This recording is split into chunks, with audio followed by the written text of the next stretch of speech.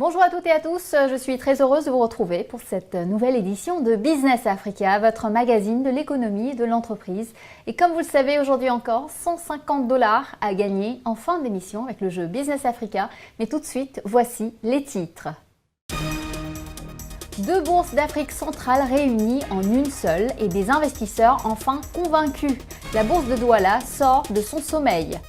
Nous, en tant que professionnels, nous sommes très satisfaits parce que ça permet quand même d'avoir un seul discours vis-à-vis des entreprises qui souhaitent aller vers la bourse.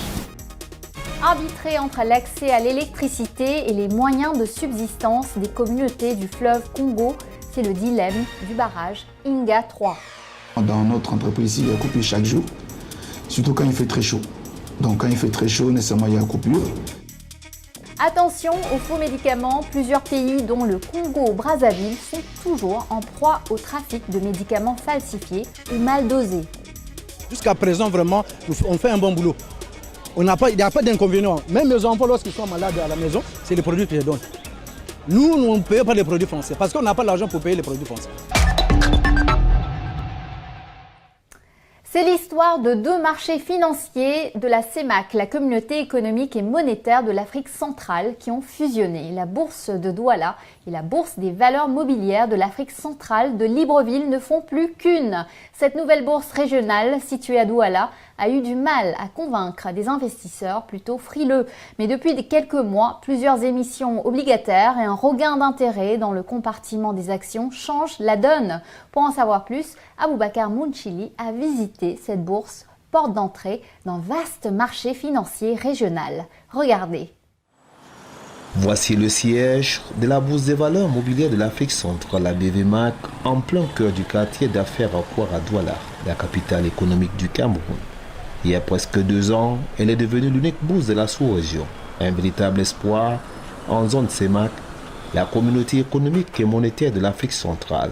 Nous avons, depuis le 4 juillet 2019, assisté à la fusion-absorption de Douala Stock Exchange, qui était la bourse du Cameroun, par la bourse des valeurs mobilières de l'Afrique centrale, à savoir la BVMAC, dont le siège était à Libreville. Les chefs d'État ayant donc décidé de l'intégration des marchés financiers de l'Afrique centrale. Nous, en tant que professionnels, nous sommes très satisfaits parce que ça permet quand même d'avoir un seul discours vis-à-vis des entreprises qui souhaitent aller vers la bourse. Pendant près de 16 ans, de 2003 à 2019, la zone CEMAC a été en effet marquée par la coexistence de deux marchés boursiers concurrents. Au résultat, des conséquences douloureuses pour le monde des affaires locales. Nous avons beaucoup souffert en CEMAC du fait qu'il y avait 2 bourses actives et 2 organes de régulation, CNF et COSUMAF.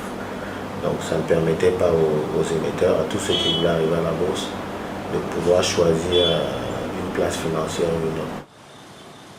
Depuis lors, l'unique bourse et 2 acteurs clés animent le marché financier de la sous-région. Tout d'abord, le régulateur, qui est la commission de surveillance du marché de l'Afrique centrale, la COSUMAF. Ensuite, la Banque des États de l'Afrique centrale, la BEAC, qui assure la fonction de banque de règlement. Au-delà donc de ces acteurs centraux, nous avons une quinzaine de sociétés de bourse qui sont agréées par le régulateur, dont le rôle est de servir de l'intermédiation entre le public qui a besoin d'investir et les émetteurs. À côté donc de ces acteurs qui sont les intermédiaires, il y a bien entendu, n'est-ce pas, les opérateurs économiques eux-mêmes. Car sans opérateurs économiques, c'est-à-dire sans investisseurs, sans émetteurs, il n'y a pas d'échange sur le marché financier. Allos Finance Cameroun est une entreprise qui fait dans le crédit bail. Elle est parmi les premières entreprises de la sous-région Afrique centrale à avoir compris que l'arrivée de la bourse représentait une grande opportunité pour le milieu d'affaires de la sous-région.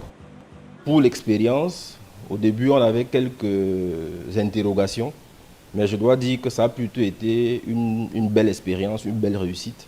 Les acteurs du marché boursier sur l'Afrique centrale, en fait, sont véritablement à l'écoute des entreprises. On cherchait 8 milliards, on a eu un taux de souscription de 110%. Ça veut dire qu'il y a vraiment un besoin pour les investisseurs institutionnels sur ce marché.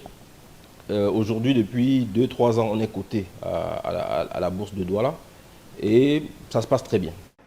Comme cette entreprise, d'autres, au fil du jour, frappent à la porte de la BVMA pour profiter du mécanisme de mobilisation du financement et d'épargne différents des cycles classiques que représente la bourse. C'est le cas de la régionale, une microfinance camerounaise, avec des fonds propres de l'ordre de 10 milliards de francs CFA qui affiche l'ambition de se transformer en banque universelle et cherche à augmenter son capital de l'ordre de 15 milliards. Nous avons fait cette opération financière capitale en tant qu'arrangeur chef de file. Nous sommes relativement satisfaits à ce jour de la popularité de l'opération au niveau des petits porteurs. Les gens ont répondu favorablement. Donc nous avons aussi bien beaucoup de gens du Cameroun, bien entendu, mais aussi des Tchadiens, des Gabonais, des Congolais. Donc voilà le type d'opération qui doit se multiplier. Un exemple qui illustre bien le vrai coup d'oxygène pris par la bourse des valeurs mobilières de l'Afrique centrale ces derniers temps, notamment sur le compartiment des obligations de ce marché financier. En 4 mois seulement, par exemple, entre décembre 2020 et mars 2021, 3 opérations de levée de fonds ont été enregistrées.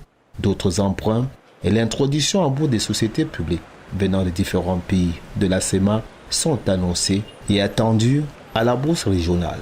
Elle fonctionne avec 2 compartiments. Il y a un compartiment action sur lequel nous avons aujourd'hui 4 valeurs mobilières, c'est-à-dire 4 actions qui sont cotées. Un compartiment obligation où nous avons une douzaine de lignes obligataires qui sont également cotées, avec, nous pouvons dire aujourd'hui, une capitalisation encore insuffisante, qui ne traduit pas de façon sincère le niveau de l'activité économique, n'est-ce pas, des États et des économies de la sous-région. Des performances qui reflètent encore mal le potentiel économique de la zone CEMAC. Les responsables de la bourse et les intervenants du marché sont bien conscients que les défis sont énormes et les actions à entreprendre urgentes. La timidité est réelle. Je crois que c'est un problème de culture boursière, de communication, de formation des acteurs.